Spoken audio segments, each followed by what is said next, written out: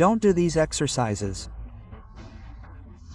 And I'm telling you this because I did them in the past and today I bitterly regret it. And the saddest thing about all this is that there's no going back. I'll explain everything to you during the video. The first idea of doing oblique exercises is to have a more beautiful silhouette, to slim the waist, to get a more defined abdomen. In fact, these exercises end up being done thinking about that fat that's on the side of the abdomen, the famous love handles, which after the fanny pack is one of the most terrible to get rid of and that we want to get rid of at all costs, right? And the impact of this fat is so great, I mean visually, that I remember a student who didn't even notice the fat he had there. And people end up paying more attention to the fanny pack, because it's more visual, right? The person can look in the mirror and identify it. Where does poverty come from? But this student had a day when he arrived at the gym on a Monday. He had spent the weekend at the beach and he was horrified. Oh! And he said, "Larcio, I want to get rid of this thing here." And he grabbed the little tire and said, "Yesterday, man." And I said, "Dude, what happened? He's been training with me for a while and I've never talked about this." Quote. And then, at that moment, he showed me a photo that a friend had taken, where he was looking at the sea with his back turned. And then, with his back turned, he saw those two giant things there on the side of his abdomen and he said, "Man, I want to get rid of this thing off my body yesterday." But where did this idea of doing muscle exercises come from, thinking about solving the problem of fat?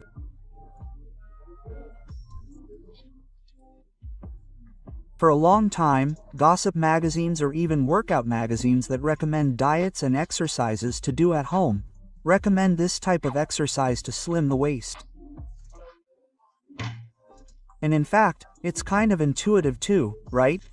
People think, well, if I do an exercise for this area, will I improve this area? If I do an exercise for my waist will get thinner. That's the reasoning, right? Is it right? No, it's not right. In fact, quite the opposite. The situation can get worse if you do these exercises. And that's one thing that makes me really sad, man, because I used to do these things a lot. Today I have to live with something bad that they brought to me. Before I do it, I need to tell you what these exercises are so that you can be careful not to do them or, if you do, stop right now. The first on the list is trunk rotation. This exercise can be done in several ways and the idea here is to rotate the body with resistance. This resistance can be a free weight if you're lying on a bench, etc. It can be a cable that you normally place at shoulder height and hold there, right, a handle with your arms almost extended. Or there's even a machine to do this thing. A machine where the person sits and rotates the body. What's the idea? Put exactly the movement that the oblique does with resistance. You will be working your obliques hard, that's for sure. But this will cause you great harm when people don't do it this way.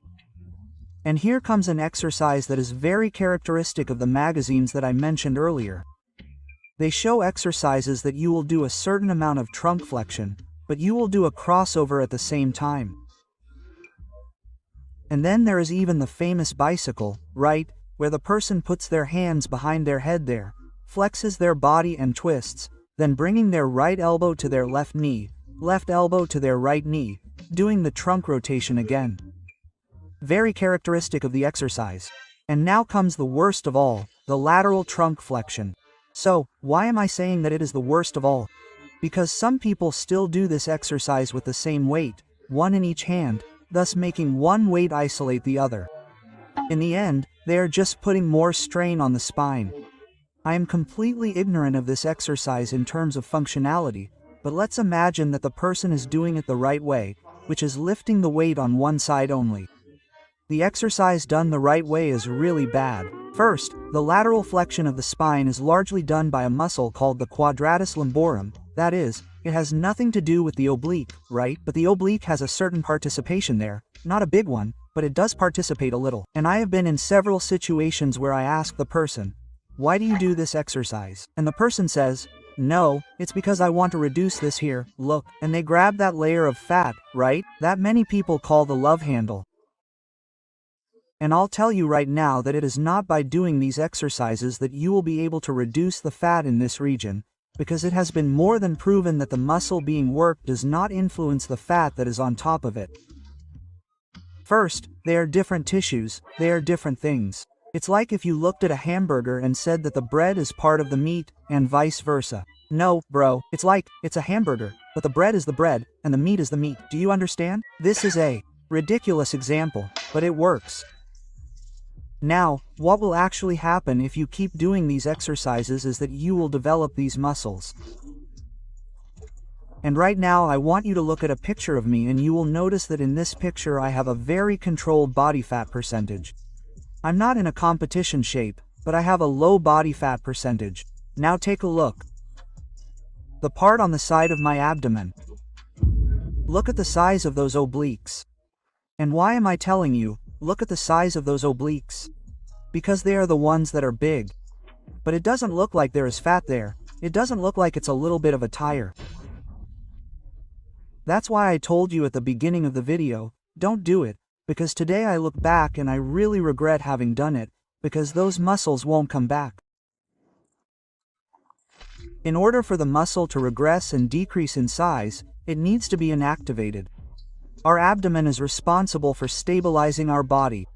So, from the moment I get out of bed, from the moment I sit here, talking to you, all the muscles in my abdomen are under a certain tension. I end up maintaining the muscles because of the work they do. Water under the bridge doesn't make little moves, doesn't the saying go? My recommendation is, don't do it, because these guys will grow. And I remember a student I taught when I was a personal trainer who really liked playing squash.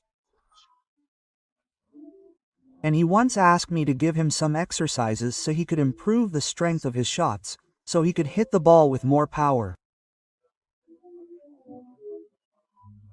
I told him that we could do some specific work and so on to increase this muscle strength, this muscle power, but that we would need to do some power exercises for trunk rotation. After all, a squash shot involves trunk rotation. And then I explained to him exactly everything I'm explaining to you here.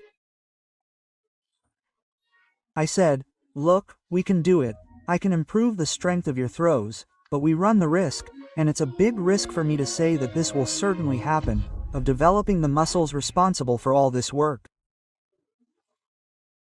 So, do you want us to do it? Quote. At that moment he said, dude, no, I don't want to. Because he really valued the aesthetics of his abdomen, right? The whole silhouette of his body. I was only able to warn him about what he wanted to do and the dangers, let's say, the risks he would run aesthetically speaking, because I had already been through the situation. And my proposal is to bring you all my experience, the things that worked, the things that didn't work, and explain to you what the best path is. After all, I've already stepped on all these stones that you're stepping on today. So I know which ones are good, which ones you can go for without fear, which ones are firm and which ones will bring you harm. You must be wondering right now, okay, but how do I solve this problem? Because I have a little bit of annoying fat here and I want to improve my waist. I want my abs to look better, my body to look more aesthetic. There are two ways to do this. The first is to attack the fat. Remember what I told you? They are different things. Fat is one thing, muscle is another. When we talk about reducing localized fat, because we are talking about that little bit of love handles, science today shows us that this is not possible, but it is possible for you to reduce the fat in your entire body. We are going to reduce fat from your love handles and from the rest of your entire body. And for this, it is essential that you have what we call a caloric deficit, which is basically that you spend more energy during the day than you are consuming, that is, eating. Each person can work in a certain way, and each body type and profile ends up fitting into a different strategy. Not only do I know this, but I also attach great importance to it. All students who sign up on our platform become our students.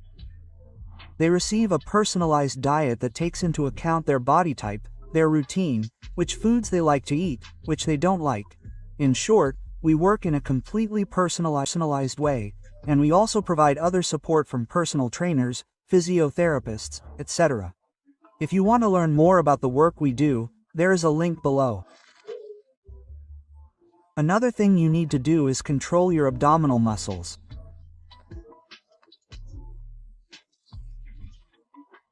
We have understood so far that doing specific exercises for the obliques will make this region bigger, but there are muscles that are responsible for keeping your belly more contained, making your waist smaller, and making your abdomen more controlled. And this muscle is not the oblique. This muscle is called the transverse abdominis, which is an innermost layer of muscle that we have in our belly. It's like a natural belt. You know that idea of a flat stomach or a negative stomach? This is the result of work done on the transverse abdominis, which I'll teach you in this video here. And the most interesting thing is that it's just one exercise. You can do it at home, without needing any equipment. And, man, in less than 5 minutes a day, you can solve this problem. So, click on this video.